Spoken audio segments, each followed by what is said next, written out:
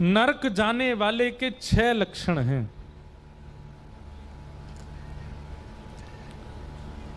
सब लोग डरते हैं नरक जाने से,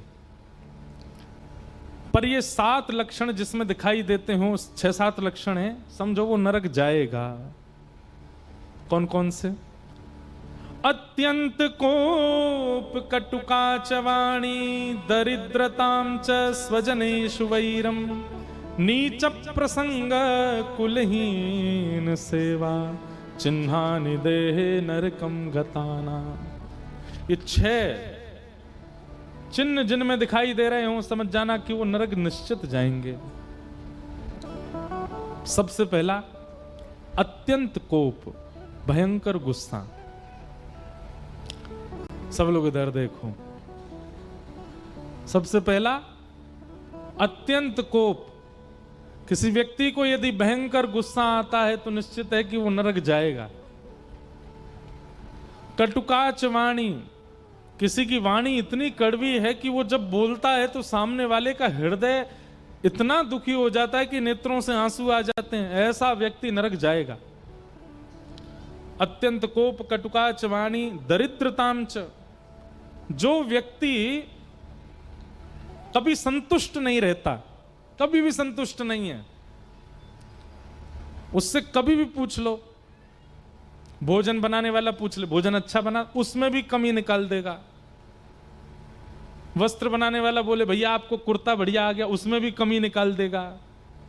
बाल काटने वाला पूछे बाल बढ़िया कटे, उसमें भी कमी निकाल देगा। मतलब वो हमेशा असंतुष्ट ही रहता है। ऐसा व्यक्ति भी नरकगामी होता है, सोच लीजिए। क्योंकि अभी ये तो हमने बहुत सामान्य सी बातें बताई हैं मंच से, भोजन में कमी निकालना हो। कई लोग तो लोगों में ही इतनी कमियां निकालते हैं, भले ही अनंत गुणवान व्यक्ति उनके सामने आ जाए उसमें भी दोष देख लेते हैं। दरिद्रताम च, जो असंतुष्ट रहता है, कभी संतोष नहीं करता। अत्यंत कोप कटुकाच वाणी दरिद्रताम च, और 4थी वस्तु स्वजनेषु वैरम, अपनों से बैर करता है। जो उसके शुभ चिंतक हैं, जो उसको अच्छा बताते हैं, भाई देखो तुम ऐसा गलत मत खाया करो, गलत लोगों के पास मत जाया करो, गलत गलत काम मत किया करो, ऐसे लोगों को अपना शत्रु मान लेता है और उनका त्याग कर देता है। स्वजनेषु वैरम। और 5वां बताया नीच प्रसंग, बहुत ध्यान से सुनिएगा। स्वयं मांस नहीं खाता, स्वयं मदिरा नहीं पीता, लेकिन जिनके साथ बैठता है, जिनके साथ घूमता है, जिनके साथ खेलता है, वो सब काम करते हैं। खुद कभी पाप की चीजें नहीं करता, बहुत शुद्ध रहता है, लेकिन जिनके साथ 24 घंटा उसका उठना बैठना, वो सारे गलत काम करते हैं। वो तो जाएंगे नरक में, आपको और लेके जाएंगे। आप नरक जाकर के यमराज जी से पूछोगे मैंने तो कोई पाप किया नहीं, आपने मुझको क्यों बुलाया? यमराज जी कहेंगे क्योंकि तुम संग रह करके उसको सुधारे नहीं, इसलिए तुमको बुलाया। ये बात हम नहीं कह रहे हैं, शास्त्र प्रमाण है। नीच प्रसंग, नीच व्यक्ति का संग करने से भी नरक जाना पड़ता है।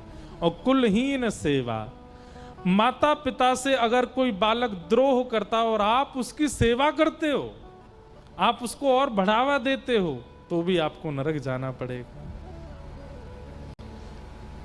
इस प्रकार ये 6 चिन्ह हैं नरक के, इनका वर्णन किया गया, अजामिलोपाख्यान सुनाया गया। आगे भागवत जी में फिर भगवान के परम भक्त श्री वृत्रासुर का चरित्र सुनाया। यही वृत्रासुर अपने पूर्व जन्म में चित्रकेतु नाम के एक गंधर्व थे। प्रहलाद जी का चरित्र सुनाया। हिरण्यकश्यप के खानदान में, हिरण्यकश्यप के परिवार में भगवान के कुलीन भक्त का प्रादुर्भाव हुआ, जिनका नाम था श्री प्रहलाद जी महाराज।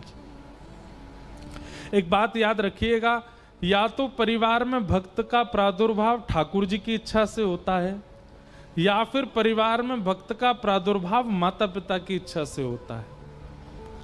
कई बार माता पिता की इच्छा से नहीं भी थी, फिर भी कोई भक्त बालक घर में जन्म ले तो ये ठाकुर जी की इच्छा है। हिरण्यकश्यप जैसे दानव, हिरण्यकश्यप जैसे महान घनघोर राक्षस के यहाँ प्रहलाद जी का जन्म हुआ। ये भगवत इच्छा थी। उनकी पत्नी जब गर्भवती थी उस समय पर हिरण्यकश्यप हिमालय पर तप कर रहे थे और उसी काल में नारद जी ने आकर के उनकी पत्नी कयाधु को भगवत चर्चा सुनाई, जिसके प्रभाव से हिरण्यकश्यप जैसे दानव परिवार में एक प्रहलाद जैसे बालक का जन्म हुआ।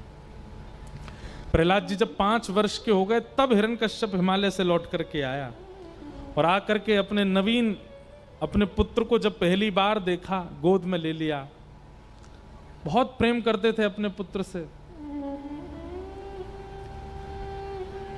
प्रहलाद जी को पढ़ने के लिए दानव विद्यालय में भेजा, जहां पर दानवी विद्या सिखाई जाती थी।